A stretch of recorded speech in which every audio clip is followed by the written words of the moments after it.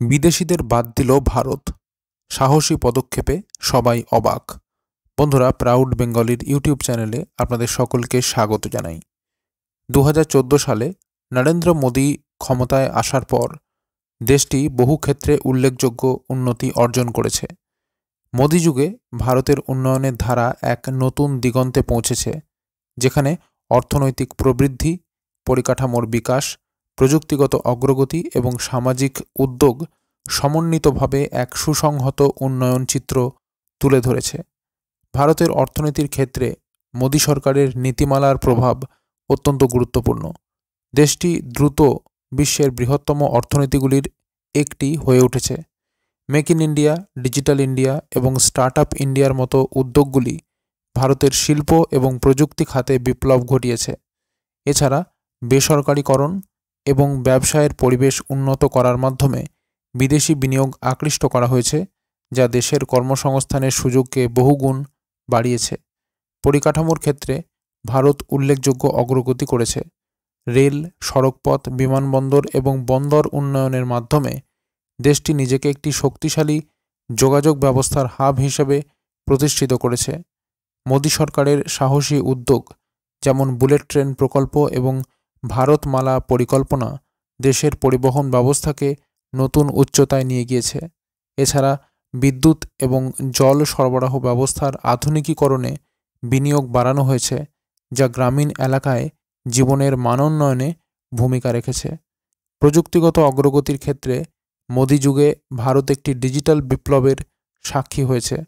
আধার card এবং digital payment ব্যবস্থা লক্ষ লক্ষ মানুষকে অর্থনৈতিক অন্তর্ভুক্তিতে সহায়তা করেছে। উজালা যোজনা এবং জল জীবন মিশনের মাধ্যমে সাধারণ মানুষের জীবনযাত্রার মান উন্নত করা হয়েছে। ভারতের কূটনীতিতেও মোদী সরকারের দৃষ্টিভঙ্গি উল্লেখযোগ্য। আন্তর্জাতিক মঞ্চে ভারতের প্রভাব বৃদ্ধি পেয়েছে এবং প্রতিবেশী দেশগুলির সঙ্গে বন্ধুত্বপূর্ণ সম্পর্ক গড়ে তোলার পাশাপাশি বৈশ্বিক শক্তি হিসাবে দেশের মর্যাদা বাড়ানোর জন্য একাধিক উদ্যোগ নেওয়া হয়েছে।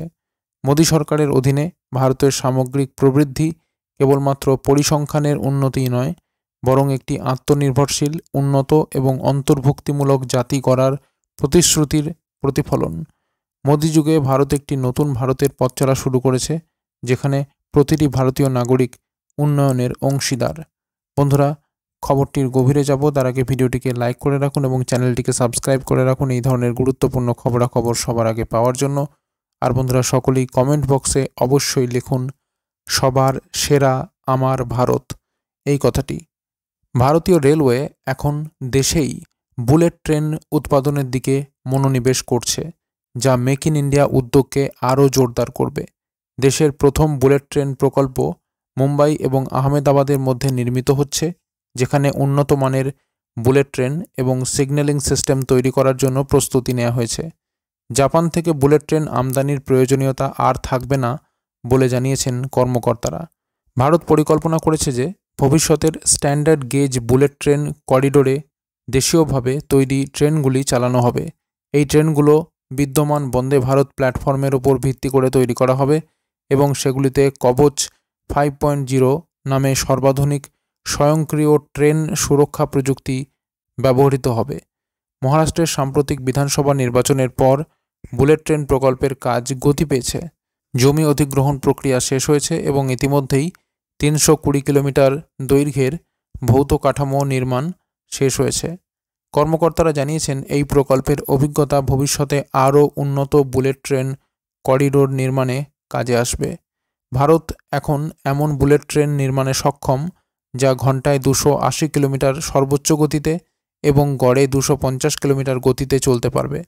ট্রেনের সাসপেনশন সিস্টেমে পর্যায়ক্রমিক উন্নতি আনা হবে এবং পাওয়ার ট্রেন এবং বডির ক্ষেত্রে বড় ধরনের অগ্রগতি করার পরিকল্পনা রয়েছে। এই প্রকল্পের জন্য 3 বছরের সময়সীমা নির্ধারণ করা হয়েছে। যদিও জাপানের শিনকানসেন সরবরাহকারীদের সঙ্গে সম্পর্ক বন্ধ হচ্ছে না, তবে মুম্বাই আহমেদাবাদ করিডোরের জন্য উন্নত ট্রেন সরবরাহ নিয়ে আলোচনা চলছে। ইতিমধ্যে এই করিডোরে প্রায় 50% কাজ সম্পন্ন হয়েছে। এই প্রকল্পের জন্য ইন্টিগ্রাল কোচ ফ্যাক্টরি এবং BML যৌথভাবে কাজ করছে। একটি বুলেট ট্রেন কোচের নির্মাণ খরচ প্রায় 27.86 কোটি টাকা হবে। এর মাধ্যমে ভারতের প্রযুক্তিগত এবং আর্থিক দক্ষতা আরও সুসংহত হবে। তো বন্ধুরা, এই ছিল পুরো খবরটি যদি গুরুত্বপূর্ণ মনে হয় তাহলে অবশ্যই লাইক এবং শেয়ার করতে ভুলবেন না। আর চ্যানেলটিকে সাবস্ক্রাইব করে রাখুন এই ধরনের গুরুত্বপূর্ণ খবরাখবর সবার আগে পাওয়ার জন্য।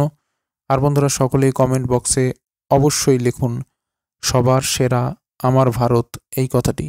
তো বন্ধুরা, এখনকার মতো এই পর্যন্তই। সবাই ভালো থাকবেন। অসংখ্য ধন্যবাদ।